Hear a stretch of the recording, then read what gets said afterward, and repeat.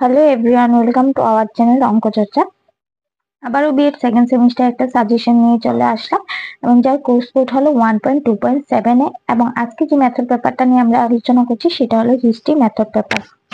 2017, 18, 19, 20, 21, 22 এবং 23-এর প্রশ্নপত্র যাচাই করে কিন্তু আমরা সাজেশন দিচ্ছি, তোমরা কিন্তু জানো ভালো করে। আর তোমরা যদি অতি স্বল্প মূল্যে এই সাজেশন গুলি পারচেজ করতে চাও তাহলে কিন্তু স্ক্রিনে দেওয়া নাম্বারে যোগাযোগ করতে পারো। তারপর দেখো আমরা চলে যাচ্ছি আমাদের 2 মার্কের কোশ্চেন। আজকে যে ম্যাথড সাবজেক্টটা আলোচনা করছি সেটা হলো গিয়ে আমাদের হিস্ট্রি ম্যাথড সাবজেক্টে। চলো আমরা দেখছি। ফার্স্ট কোশ্চেন দেখো দেওয়া হয়েছে, ইতিহাস শিখনের দুটি উদ্দেশ্য লেখো। সেকেন্ড কোশ্চেন, মিথস্ক্রিয়া পদ্ধতির দুটি সুবিধা উল্লেখ করো। থার্ড কোশ্চেন, সহায়ক উপকরণের উদ্ভাবনা বলতে কি বোঝো। 4 নাম্বার, উত্তম শিখন নকশার যে কোনো দুটি গুণাবলী উল্লেখ করো। 5 নাম্বার, আকৃতিগত মূল্যায়ন কি। 6 নাম্বার, সংক্ষেপে ইতিহাসের সাথে রাষ্ট্রবিজ্ঞানের সম্পর্ক লেখো। 7 নাম্বার, প্রকল্প পদ্ধতির একটি উপযুক্ত সংজ্ঞা লেখো। 8 নাম্বার, ইতিহাস শিখনের দুটি মূল্যবোধ উল্লেখ করো। 9 নাম্বার, সিএআই এর পুরো নাম কি। 10 নাম্বার, ইতিহাস শিক্ষণ সম্পদের গুরুত্ব লিখো। 11 নাম্বার, নিরবচ্ছিন্ন সার্বিক মূল্যায়ন বলতে কি বোঝো। তারপর হলো সংক্ষেপে ইতিহাসের সাথে ভূগোলের সম্পর্ক লেখো। 13 নাম্বার, আবিষ্কার পদ্ধতির যে কোনো দুইটি গুণের উল্লেখ করো। 14 নাম্বার, ইতিহাস বীক্ষণাগার বলতে কি বোঝো। 15 নাম্বার, শিখন নকশার যে কোনো দুইটি গুরুত্ব উল্লেখ করো। 16 নাম্বার, ইতিহাস পর্যায়ক্রমিক মূল্যায়ন কি। 17 নাম্বার, ইতিহাস শিখনে বক্তৃতা পদ্ধতি প্রয়োজনীয়তা কি। 18 নাম্বার, মূল্যায়ন ও পরিমাপের মধ্যে পার্থক্য উল্লেখ করো। 19 নাম্বার, পারদর্শিতার অভিজ্ঞার সংখ্যা লিখো।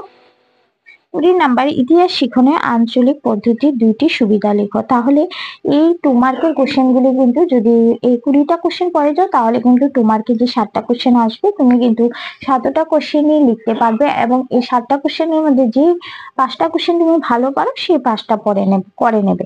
তো চলো আমরা তারপর দেখবো আমাদের 5 মার্কের যে আনসার। 1 নাম্বার, ইতিহাস শিখনের মূল্যবোধগুলি সম্পর্কে আলোচনা করো।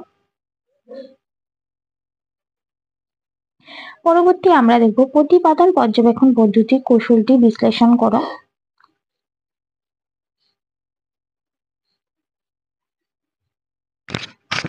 3 নাম্বার হলো ইতিহাস শিখনের শিক্ষণ প্রদীপনের গুরুত্ব উল্লেখ করো।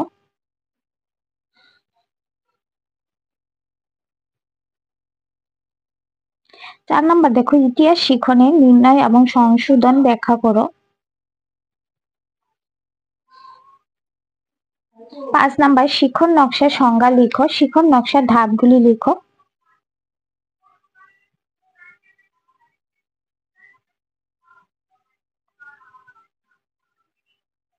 6 নাম্বার হলো ইতিহাসের পাঠ্যক্রম প্রণয়নের প্রধান নীতিগুলি কি কি। 7 নাম্বার হলো বক্তৃতা পদ্ধতির সুবিধা এবং অসুবিধাগুলি কি কি। 8 নাম্বার হলো একটি উত্তম ইতিহাস পাঠ্যপুস্তকের গুণাবলী আলোচনা করো। 9 নাম্বার, জাতীয় সংহতি সঞ্চালনের ইতিহাস শিখনের গুরুত্ব উল্লেখ করো।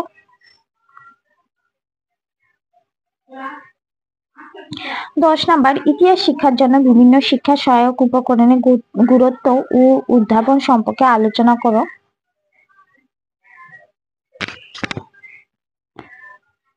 11 নাম্বার হলো নিরবচ্ছিন্ন ও সার্বিক মূল্যায়নের ধারণা বর্ণনা করো।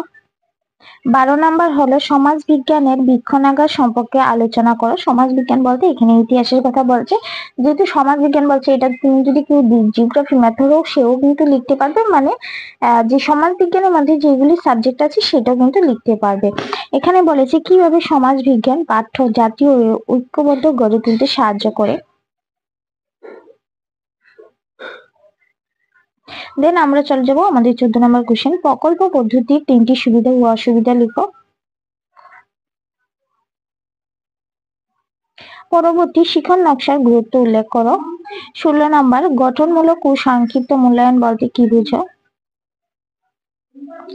দেন আমরা চলে যাবো 10 মার্কের কোশ্চেন। এবার আমি বলে রাখি যে 5 নাম্বারে তোমাদের কিন্তু 5টা কোশ্চেন আসবে, যার মধ্যে তোমাদের 3টা কোশ্চেন লিখতে হবে। সেই 3টা কোশ্চেন লিখতে পারবে তখনই যখন তুমি সবগুলো সাজেশন পড়ে যাবে। কেউ কিন্তু সাজেশন থেকে কমাবে না, যদি কমিয়ে নাও তাহলে কিন্তু ব্যাক চলে আসবে। দেখো প্রতিবার স্টুডেন্টরা এরকমই করে, আমরা একটু বড় সাজেশন দিলে ওরা কিন্তু পড়তে চায় না, নিজের মতো করে সাজেশন রেডি করে তারপর কিন্তু পরীক্ষায় পাশ করতে পারে না। দেখো আমরা যে সাজেশন গুলি দিই সেগুলি একটু যাচাই করি তোমাদের জন্য রেডি করি, এমন না যে কোনো একটা তুললাম আর দিয়ে দিলাম। তো সেই জন্য কিন্তু তোমরা প্রতিটা কোশ্চেন ভালো করে পড়ে যাবে, না হলে কিন্তু পরীক্ষায় পাশ করতে পারবে না। তারপরের বছর বলে হবে না যে ম্যাম আমার ব্যাক পেপার আছে। দেখো ব্যাক যাতে কোনোভাবে না লাগে সেটার দিকে লক্ষ্য রাখবে। শুধু তুমি বিএড বলে সেটা না, স্কুল বলো কলেজ বলো যেখানেই পড়াশোনা করবে ব্যাক যাতে কোনো বছরই না লাগে সেইটার দিকে লক্ষ্য রেখে জীবনে এগিয়ে যাও। কারণ ব্যাক লাগা মানে একটা বছর তুমি অন্যদের থেকে পিছিয়ে যাও। আর আমাদের বয়সটা কিন্তু দাঁড়িয়ে থাকছে না, আমাদের বয়সটা কিন্তু অনবরত চলতে থাকছে, যার জন্য কিন্তু মানে তুমি অন্যদের থেকে এক বছর পিছিয়ে যাবে। তো সেই দিকে লক্ষ্য রাখবে যাতে ব্যাক টেক না আসে কোনো বছর। তো চলো আমরা এবার দেখবো আমাদের 10 মার্কের কোশ্চেন। ফার্স্ট কোশ্চেন, মাধ্যমিক স্তরে ইতিহাস পাঠনের লক্ষ্য উদ্দেশ্যগুলি উল্লেখ করো।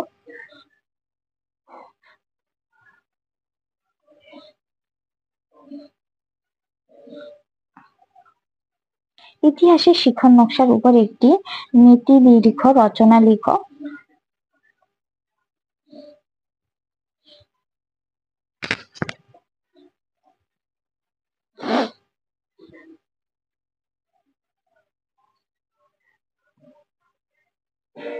তারপর দেখো প্রকল্প পদ্ধতির ধাপগুলি লিখো। প্রকল্প পদ্ধতির 3টি সুবিধা এবং অসুবিধা লেখো।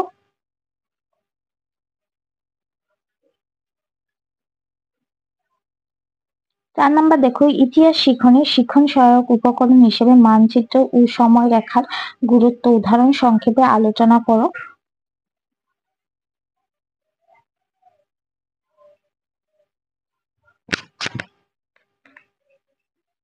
5 নাম্বার দেখো ইতিহাস শিখনে কি কি উদ্ভাবনা আয়ন করতে পারবেন।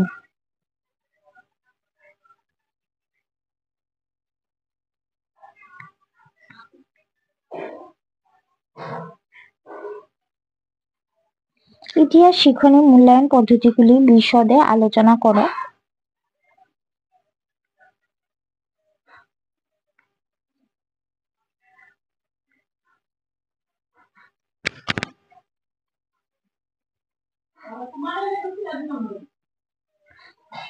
তাহলে আজকের সাজেশন পর্ব কিন্তু এখানেই শেষ হচ্ছে। তোমরা জানো যে তোমাদের 10 মার্কের কোশ্চেন কিন্তু 2টা আসবে, তার মধ্যে তোমার একটা লিখতে হবে। বারবার বলছি কেউ সাজেশন কমাবে না, যদি সাজেশন নিজেদের মতো করে কমিয়ে নাও, সবগুলি না পড়ে যাও, তাহলে কিন্তু পরীক্ষায় পাশ করতে পারবে না। আর বিএড কিন্তু আগের মতো নেই যে যা খুশি লিখে দিলে নাম্বার উঠে গেল। এখন কিন্তু বিএড একটু স্ট্রং করা হয়েছে, কারণ তোমরা জানো বিএড করে প্রচুর ছেলে মেয়ে পাশ করে বসে আছে। আর পশ্চিমবঙ্গের অবস্থা তো জানো কি রকম, যে একবার এক্সাম হলে তাও 3 বছর 4 বছরের কোনো রিক্রুটমেন্ট নেই। আর যখনই আর এক্সামও যে হয় প্রতি বছরে এরকমও না, যার জন্য কিন্তু মানে বিএড টাই একটু স্ট্রং করা হয়েছে, যাতে বিএড পাশ করা ছেলে মেয়ে যদি কম থাকে তাহলে চাকরি দেওয়ার প্রশ্ন ওঠে না না। তার জন্য কিন্তু বিএডটা এখন খুবই স্ট্রিক্ট আছে। প্রতিটা কলেজে আমরা দেখি প্রশ্নপত্র কিন্তু অন্যরকম করা হয় প্রতিটা ক্ষেত্রে। তো তার জন্য কিন্তু তোমরা ভালো করে পড়ে যাবে। আরো কিন্তু তোমাদের কাছে প্রায় 15 দিন টাইম আছে। আমি মনে করি একটা এক্সামের জন্য 15 দিন ইনাফ। আর এমন না যে তুমি এটা কোনো কম্পারেটিভ এক্সাম দিচ্ছ, এটা তুমি নিজের কলেজের পরীক্ষায় দিচ্ছ। তো তার জন্য কিন্তু এই সাজেশনটা পরে গেলে হবে, কিন্তু এই সাজেশনটা যদি পুরোটা না পড়ে যাও তাহলে কিন্তু হবে না। তো চলো ভাই আজকে এখানেই রাখছি, সবাই ভালো করে প্রিপারেশন নাও। আমি তোমাদের সামনে বিভিন্ন ক্লাস নিয়ে আসবো, তোমরা কিভাবে প্রস্তুতি নেবে, কিভাবে প্রস্তুতি নিলে ভালো রেজাল্ট করতে পারবে, কিভাবে লিখলে বেশি নাম্বার পাবে, সেই ক্ষেত্রে আমি আরো তোমাদের জন্য ক্লাস নিয়ে আসবো, লাইভ ক্লাস নিয়ে আসবো। তো যেহেতু আমি তোমাদের সাহায্য করছি বা তোমরা সাহায্য পাচ্ছ আমাদের থেকে, অবশ্যই আমাদের একটু সাপোর্ট করবে। সাপোর্ট বলতে একটা লাইক শেয়ার কমেন্ট তো করতেই পারো নাকি। আর যারা এখনো আমাদের চ্যানেলকে সাবস্ক্রাইব করোনি অবশ্যই একটা সাবস্ক্রাইব করে দেবে। তো চলো ভাই আজকে এখানে রাখছি, ধন্যবাদ।